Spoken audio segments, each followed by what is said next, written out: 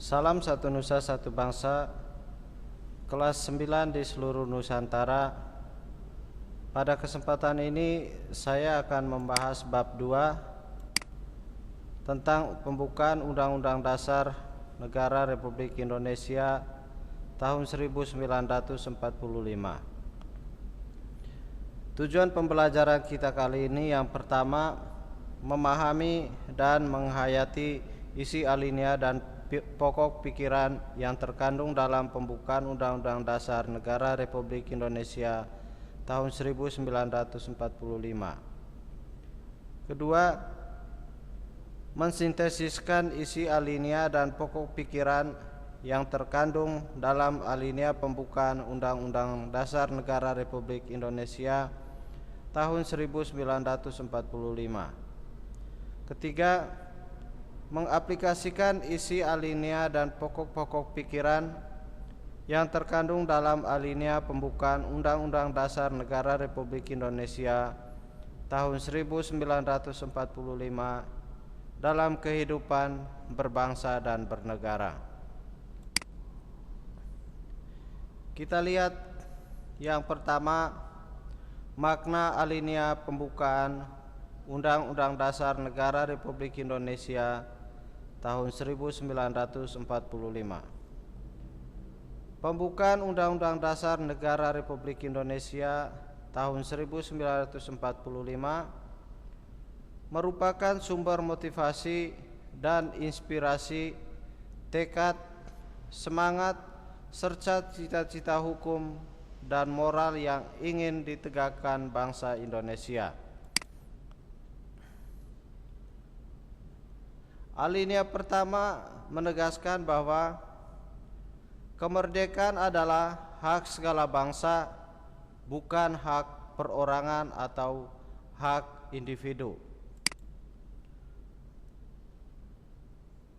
Jika alinea pertama pembukaan Undang-Undang Dasar Negara Republik Indonesia tahun 1945 menyatakan hak kodrati untuk merdeka, alinea kedua menjabarkan penilaian para pendiri bangsa, dan di samping ini adalah Insinyur Soekarno dan Muhammad Hatta sebagai founding fathers kita. Jika Indonesia dipandang sebagai sebuah negara yang merdeka, berarti Indonesia adalah negara yang bebas dari kekuasaan bangsa lain dan dapat menentukan nasibnya sendiri. Jika Indonesia dipandang sebagai negara yang bersatu, berarti dalam setiap warga negara muncul kebulatan tekad untuk mewujudkan cita-cita bersama.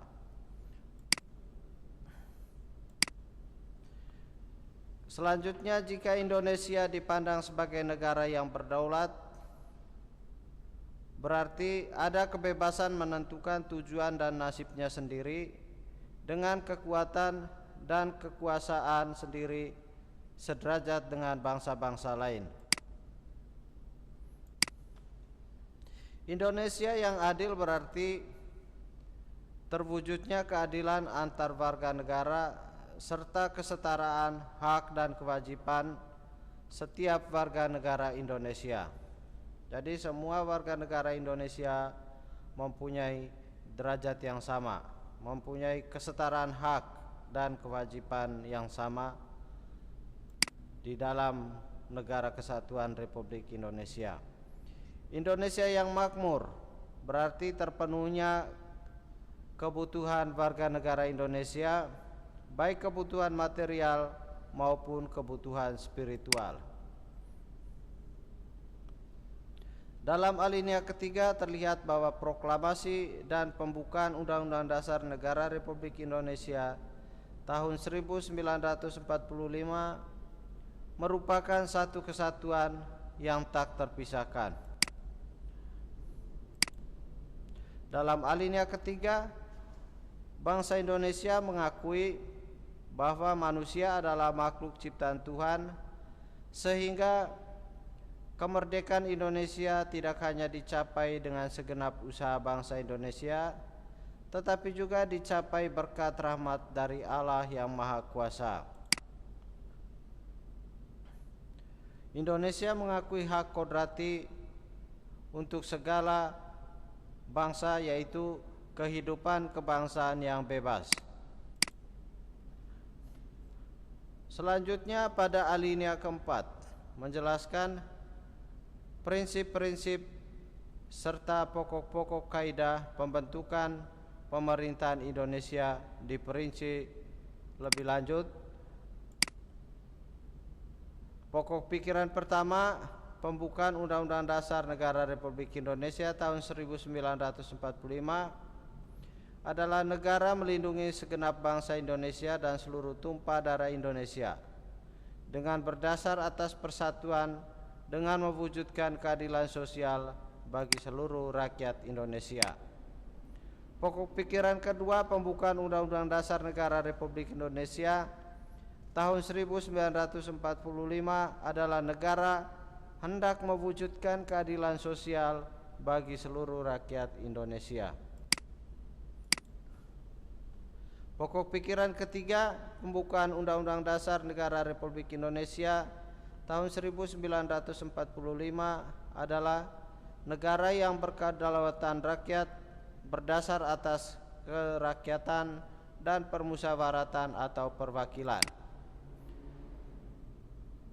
Pokok pikiran keempat, pembukaan Undang-Undang Dasar Negara Republik Indonesia tahun 1945 adalah negara berdasar atas ketuhanan yang Maha Esa menurut dasar kemanusiaan yang adil dan beradab. Selanjutnya, pokok pikiran keempat, pembukaan Undang-Undang Dasar Negara Republik Indonesia tahun 1945 mewujudkan cita-cita hukum yang menguasai hukum dasar negara, baik hukum tertulis maupun hukum tidak tertulis.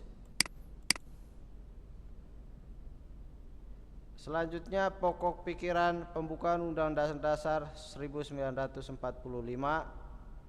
merupakan penjelasan dari inti alinea keempat pembukaan Undang-Undang Dasar Negara Republik Indonesia tahun 1945.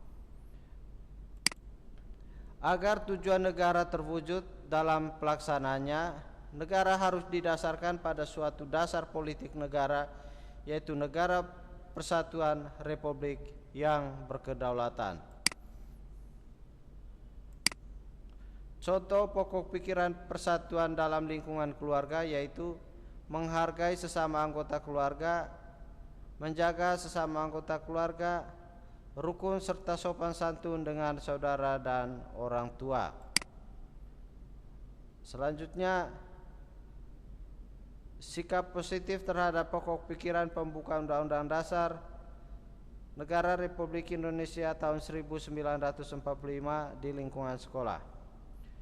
Contoh pokok pikiran persatuan dalam lingkungan sekolah yaitu berteman dengan semua orang tanpa membeda-bedakan latar belakang, serta ikut dalam berperan aktif dalam kelompok belajar.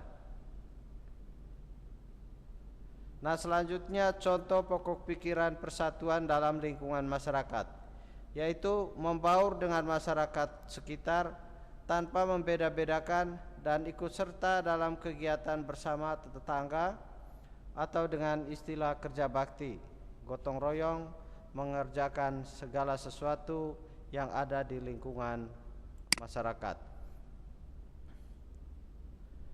Contoh pokok pikiran persatuan dalam lingkungan negara yaitu mendahulukan kepentingan bangsa dan negara di atas kepentingan pribadi dan golongan, serta menghormati orang lain yang berbeda suku, ras, dan agama. Contoh pokok pikiran keadilan sosial dalam lingkungan keluarga yaitu tidak memaksa kehendak terhadap anggota keluarga lain dan bersikap adil terhadap anggota keluarga lainnya. Contoh pokok pikiran keadilan sosial dalam lingkungan sekolah yaitu mentaati peraturan sekolah, masuk sekolah tepat waktu, dan melakukan kewajiban. Contoh pokok pikiran keadilan sosial dalam lingkungan masyarakat yaitu menjaga pergaulan dan harmoni dengan tetangga dan membantu tetangga yang mengalami kesusahan. Selanjutnya, contoh pokok pikiran keadilan sosial dalam lingkungan negara yaitu membayar kewajiban terhadap negara tepat waktu, pajak dan listrik, menjaga peralatan umum, dan menjaga ketertiban umum. Nah, contoh pokok pikiran kedaulatan rakyat dalam lingkungan keluarga yaitu berdiskusi dan bermusyawarah untuk menentukan tindakan yang tepat dalam berbagai hal, seperti perihal pemenuhan kebutuhan dan penyelesaian persoalan bersama. Contoh pokok pikiran kedaulatan rakyat dalam lingkungan sekolah yaitu melakukan musyawarah dan mufakat untuk menyelesaikan musyawarah dan mufakat untuk menyelesaikan masalah bersama dan menghargai pendapat teman dalam diskusi kelompok. Contoh pokok pikiran kedaulatan rakyat dalam lingkungan masyarakat yaitu ikut serta membantu penyelenggaraan pemilihan ketua RT, ketua RW, dan lurah. Selanjutnya, contoh pokok pikiran kedaulatan rakyat dalam lingkungan negara yaitu membantu penyelenggaraan pemilihan umum dan mendorong anggota masyarakat untuk telah cukup umur untuk menjalankan hak dan haknya dalam memilih.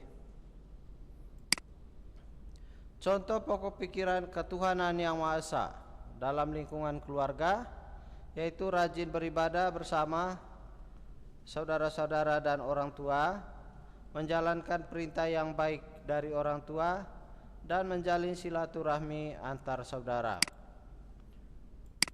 Selanjutnya, pokok pikiran ketuhanan yang Maha Esa dalam lingkungan sosial adalah menghargai teman sekolah yang berbeda agama seperti ketika melakukan ibadah.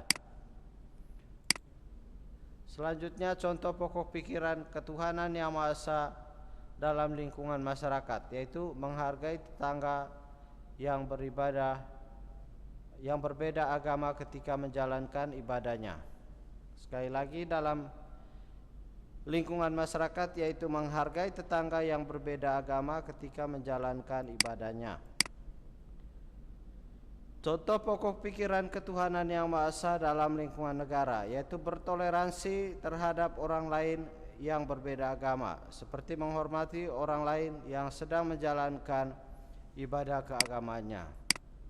Terima kasih atas perhatian Anda. Sampai jumpa di video selanjutnya, khususnya di video bab 3. Jangan lupa like, komen, dan subscribe video ini agar Anda sekalian selalu mendapat laporan-laporan video yang terupdate.